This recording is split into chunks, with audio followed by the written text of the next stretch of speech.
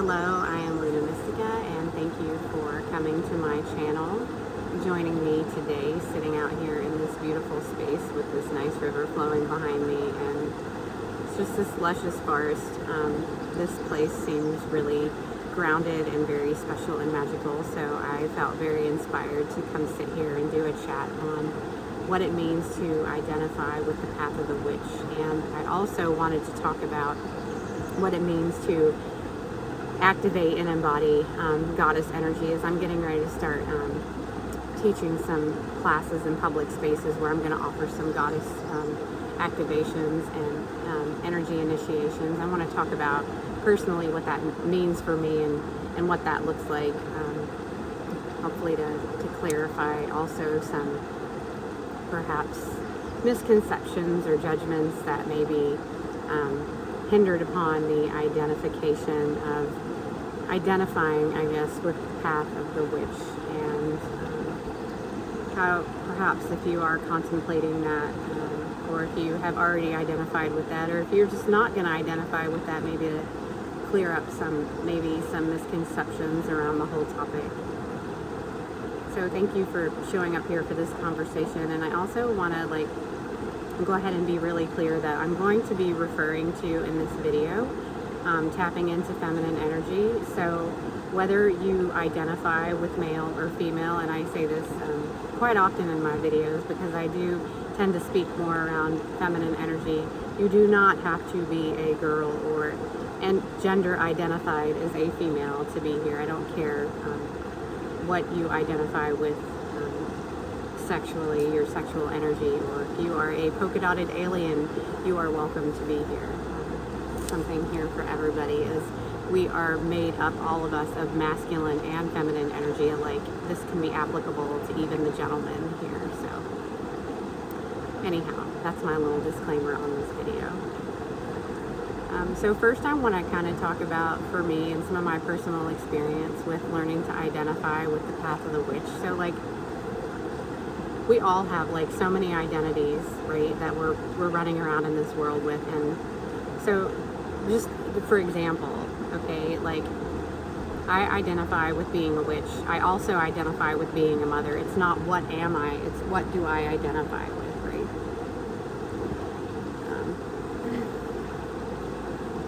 Identifying for me with the path of the witch is, which can be such a scary term for some people.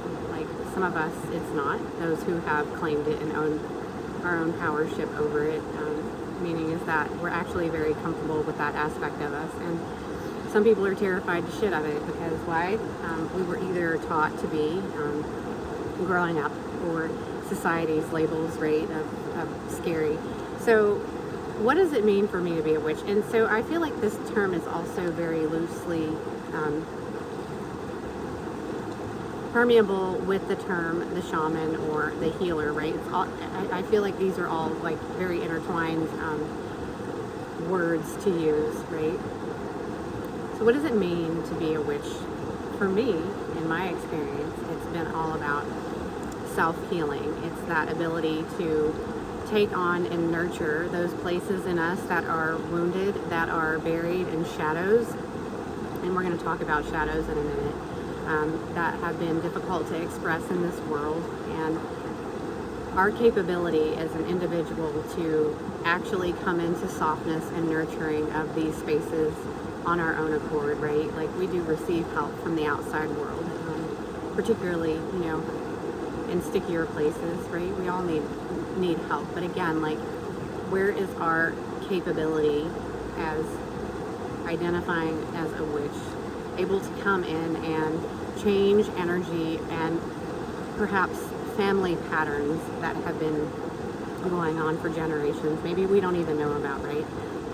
The path of the witch is that feminine part of us that can come in and nurture those places, and also that aspect of us that's the magician to alchemize these places and change them from something stagnant, something heavy, something dark, into something that's much more freeing and expressive and light.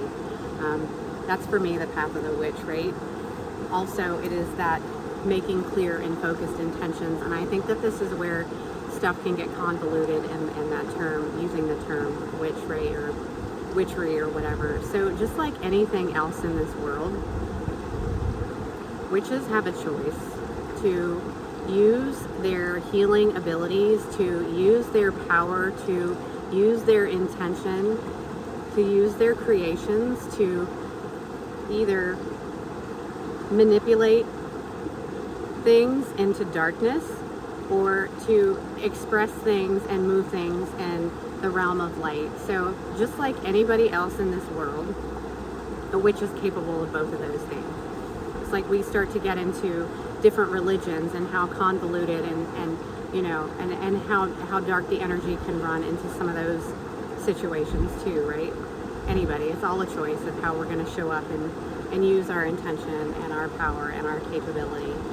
So for myself, as a witch, I like to operate in also the understanding of shadows are not bad. I'm going to say that again.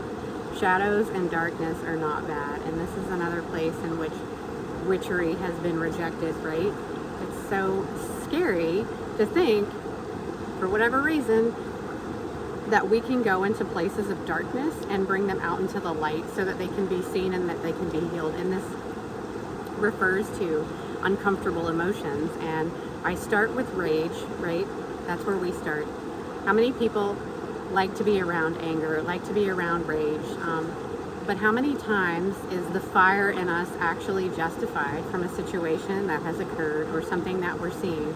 Fire has to rise in order to change, to transform, to transmute, to create something new. And I'm not speaking to us going around and acting like assholes to each other, but I am speaking to that part of us that is angry with seeing injustice in the world, or angry with having to suppress parts of us because we feel like society is going to reject them, or our families are going to reject them.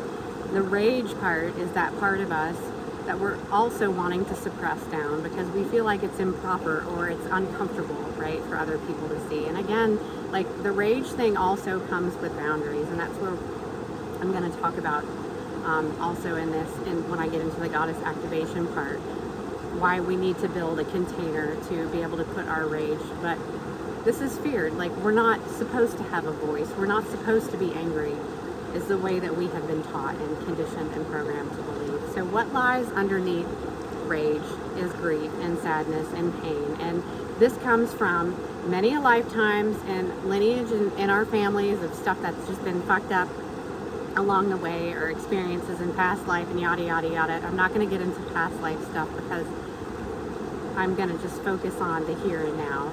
But where we have had so much pain and so much grief, and as having had worked in hospice for so long, like how many people I saw that felt like they were supposed to, or where I've heard this, you know, instead of actually like shedding some tears, or, you know, freely admitting that you're sad about something that's coming, or just feeling the pain of something that's going to be lost, or, you know, getting ready to lose somebody. Like how many times I've heard, oh, you need to be strong.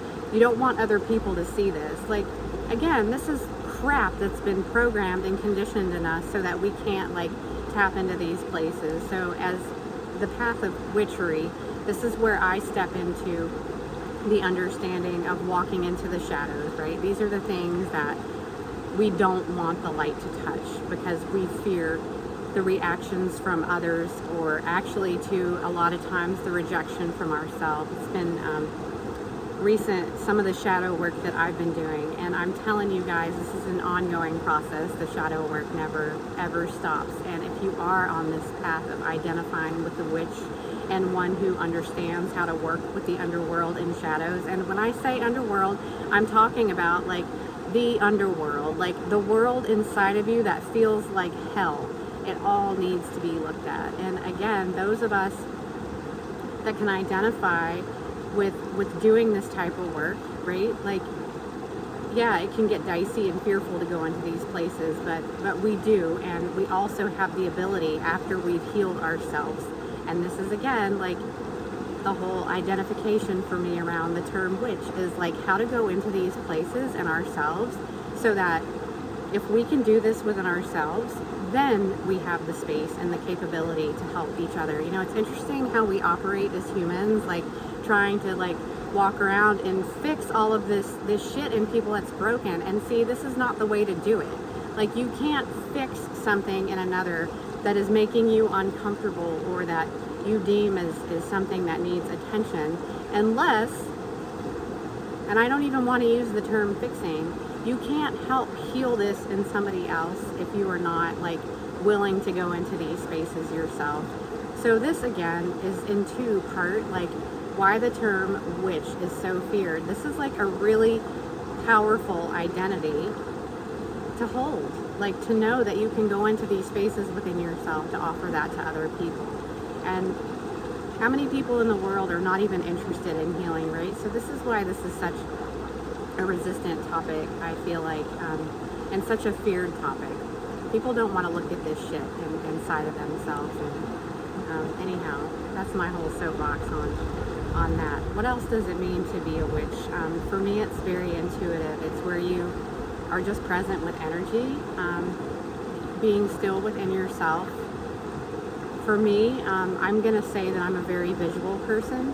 So, hold on, I'm going to go off on a big side note too about identifying with witch or healer or shaman or, you know, whatever this healing modality, spiritual path that you're walking.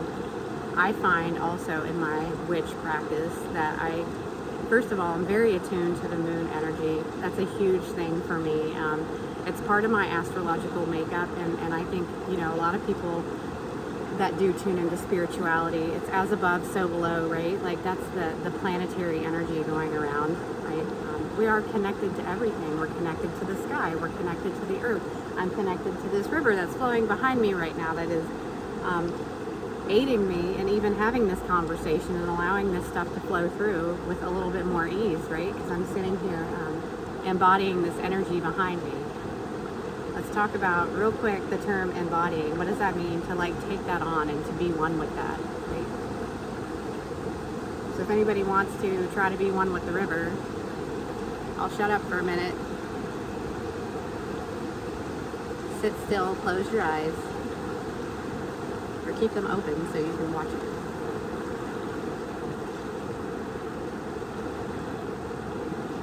And for 3 seconds, think about what does it feel like for flow to just move through your blood and your entire body.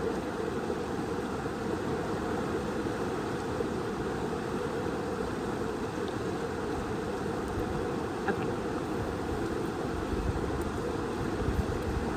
Now I forgot where I was. Okay, back to our intuition and what that means. To be able to take in a knowing, a feeling, mostly a feeling. For me, it's in a feeling. Everybody operates differently in their intuition. Sometimes it's right, sometimes it's wrong. We can't judge it as we're learning how to work with it, right? But intuition is that feeling of being able to go into our heart space and like actually feel things in our body. And some of us develop different gifts with that.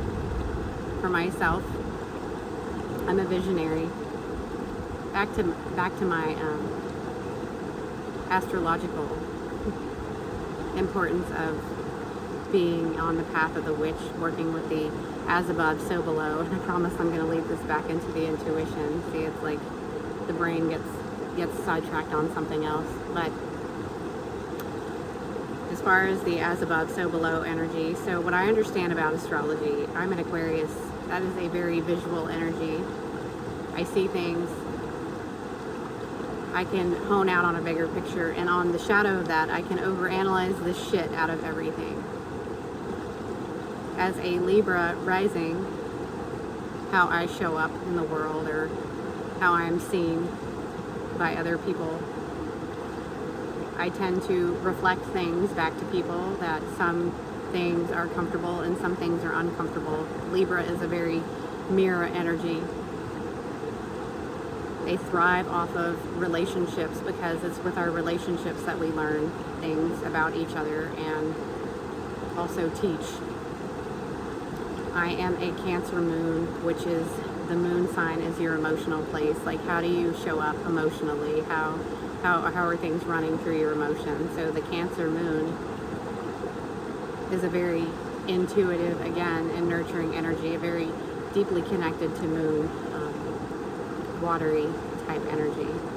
So nurturing that my nurturing can be actually over the top sometimes. So I guess there's the shadow part to that. But my point is, ooh, there's lots of spiders around me right now. The point is in knowing and understanding the as above energy, so below. When you resonate and understand more of what's going on above as within, you can also utilize this information to work with people and to understand people in the world around you, right? When you have more of an idea of what's going on astrologically speaking too, as in real time, it can help you to understand the changes and the experiences that you're having in the outside world to, again, tune in and help heal yourself through them. So that's my whole astrology tangent that I almost left behind because my squirrel brain here got distracted with something else. Intuition. We're back to that. How can we tap into that? And again, that's a big practice in sitting in stillness. A big, powerful source of energy of which is capable of holding is stillness within his or herself, or both of those energies combined as masculine, feminine, to sit there in that. The intuition is, again, more of a feminine-based energy because that is stillness and softness. Masculine energy is more masculine and action-oriented. So the intuition on this witchery path, again, is stemming more from our feminine aspect of ourselves. Using that and also allowing us to contemplate focused intention. Like, you can't get somewhere without some sort of intention on what it is that you actually want to see out in this world, right? So utilizing that, and also as a guide to just try to help steer us out of shit that we know is not good for us, right? That gut, using the gut with that too, using your power and your intuition combined is an art, getting a good balance in that. So also what's shown up for me in this journey on my pathway in witchery has been connecting with, we've talked about anger and rage, sadness, grief. That's a big thing. But now again, in the feminine energy, connecting with the sexual self. And again, this is not subject to just being a revelation for people who identify as female, but like, where has our sexual energy been suppressed? Like, where are we not allowed to show up naked? And when I say that, like, I mean, some people go without clothes, whatever, like, that's a personal choice, right? That's vulnerable. So our sexual energy taps into our vulnerability, and also, like, again, like the whole primordial sexual aspect of ourselves, like where we've been taught that that's unacceptable. And basically what that speaks to is that saying is, pleasure is not acceptable. Like, you're not supposed to feel pleasure. It's all just about the instant gratification, right? Not that sensual slowness of tapping into that place of pleasure. And I don't mean in just like interaction with another person, but like with yourself first. You can't experience true pleasure out in this world intimately with a partner unless you can experience that within yourself. Not real pleasure.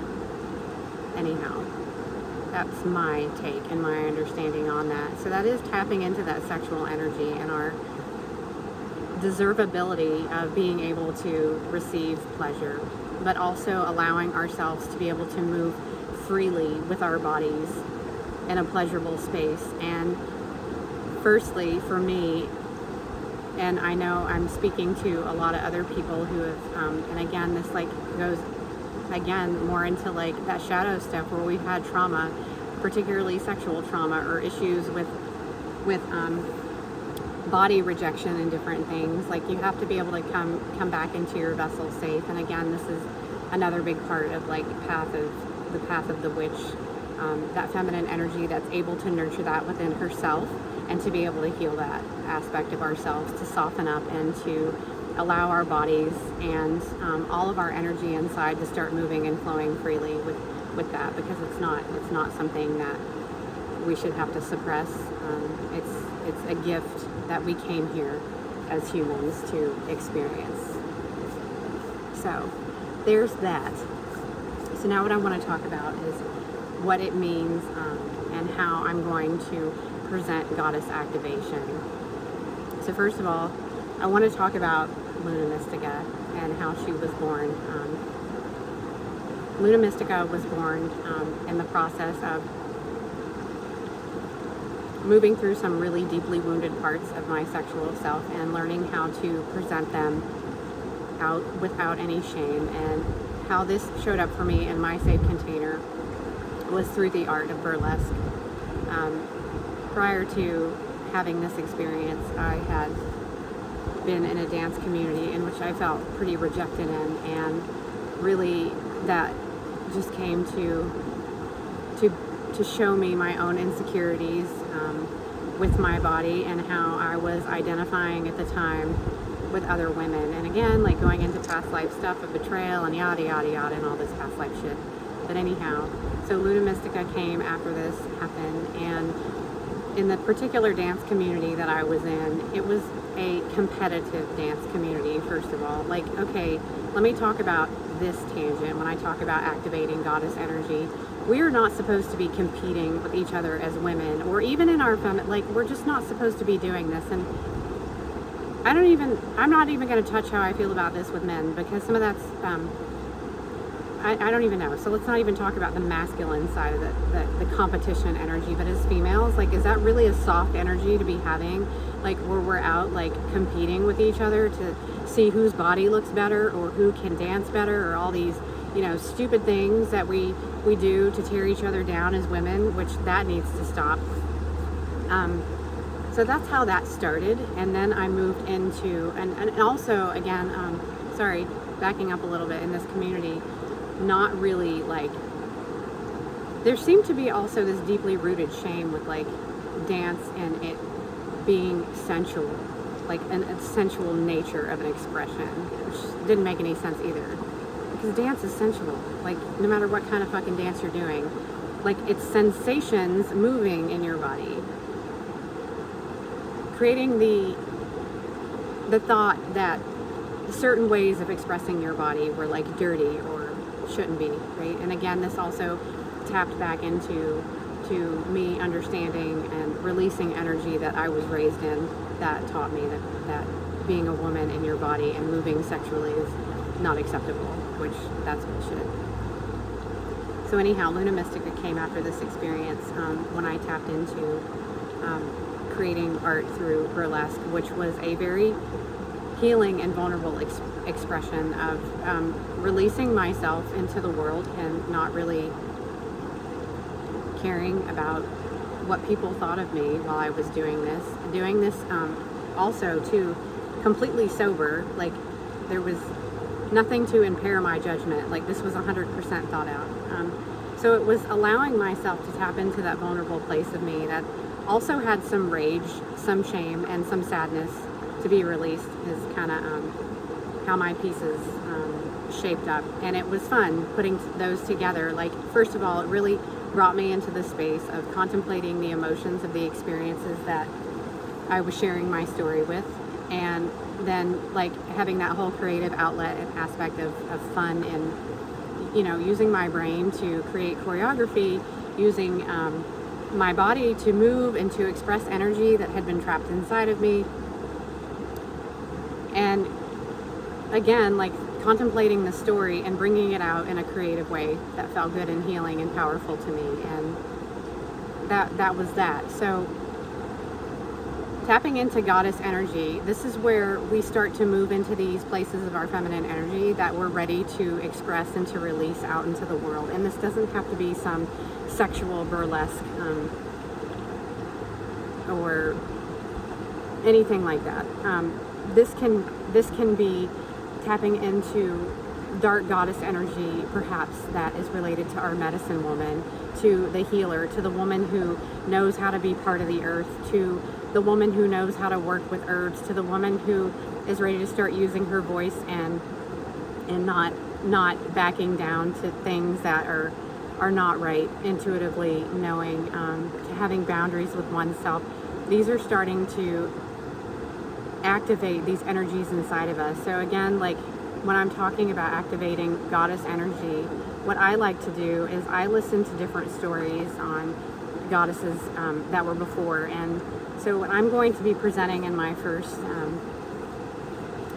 workshop that I have coming up is the Holy Trinity of Darkness. We're going to be working with Kali, with Hecate, and with Lilith. And those are really powerful energies. I'm not going to explain all those goddesses right now. So if anybody wants to take that deeper, you'll find great information on them all over the place. So anyhow, the way that I like to activate goddess energy in myself, and when I'm going to help share this out in more public spaces, is where you understand these women's stories and you can take bits and pieces of these stories. And this is, again, too, what it means to me to have that capacity to express art out in the world. This is where we see something, or we know a story of a path that has been walked before us, and we can contemplate in our minds and bring into our body and our awareness the energies of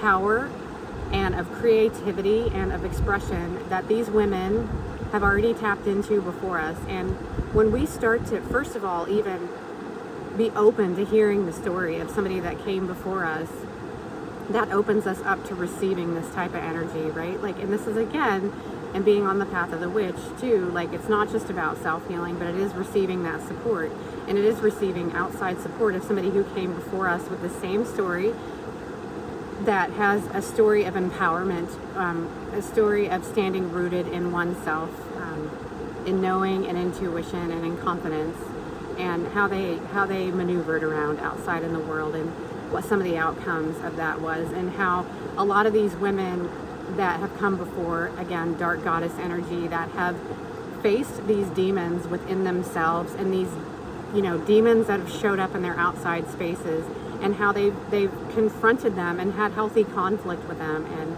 stood proud and moved through this. So when I present my goddess activation, this is what I'm speaking to. And even if you never come to one of my classes, contemplate this, listen to somebody's story, and allow that energy to come in and see like how you can apply that to yourself, to start embodying and start embracing perhaps the intentions or the behaviors or the curiosity of some of these energies that actually are very healing, helpful tools to help us move through the world. And the way that I'm going to present is through movement, because that's my thing. I love it. It's really been healing for me. And again, this is so healing to the feminine when we allow that part of our body to move and be expressed. And I'm speaking to the gentleman too, like moving the energy in the body and softening it and into something beautiful, into something healing, and to actually allowing yourself to feel in your body. This is how we learn to feel, when we can learn to move and learn to feel safe in our body with movement. And that's how we start to soften up all the other stuff going on inside of us, so that it can change. And we can start to see shadows and the things that need to be released, and move through that shit, and try to come together in unity in this world, right? And witches are so feared, right? We're such a dark and negative and scary energy. And again, it's a personal choice. I guess,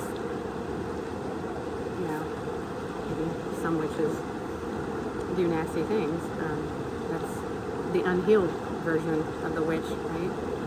To inflict darkness upon people and mean, again, everybody in this world has a choice of how to move energy and move through this space of being with others.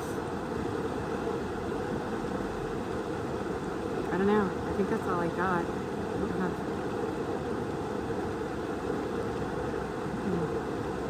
I'll tell you a story though, real quick. I grew up in a very religious background,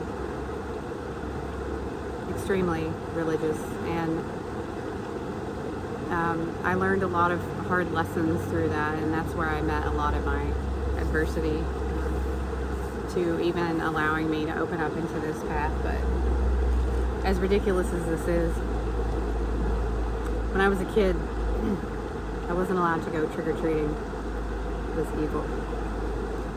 So I had to go to the church Halloween parties every year. That was my Halloween as a kid. And I mean, they were fun. You know, all the kids that I liked from my church group were there, and we dressed up and got candy and all this. But there was this thing. They had a woman dress up as a witch, and they actually made her like look terrifying, and they put her in a dark room, and I was always like, I mean, she was actually like, she scared the shit out of me as a kid. And